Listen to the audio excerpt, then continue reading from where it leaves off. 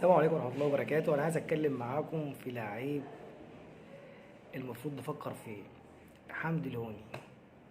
حمدي الهوني يا جماعة، عايز أصدمكم معايا. عقد حمدي الهوني مع الترجي هيخلص بنهاية الموسم الحالي. يعني من حقه يمضي مع أي فريق في يناير اللي فات، ويجي في الموسم القادم عقده عارف كام مع الترجي؟ 480 ألف دولار في الموسم. دي الفئة الأولى في نادي الترجي. مش هتقول لي مليون ونص ولا 2 مليون دولار، لا بجد علامة استفهام على عقود اللعيبة الأجانب في الدوري المصري بشكل عام. الدوري المصري عندنا عقودة الأجانب اللعيبة فيه في السحاب. طب ده لاعب زي ده عقده المفروض هينتهي آخر الموسم.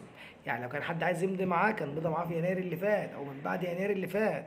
اللاعب متاح يا جماعة وسعره 480 ألف دولار، يعني في المتناول. احنا عندنا لعيب أغلى منه بكتير وما بتعرفش توقف كورة.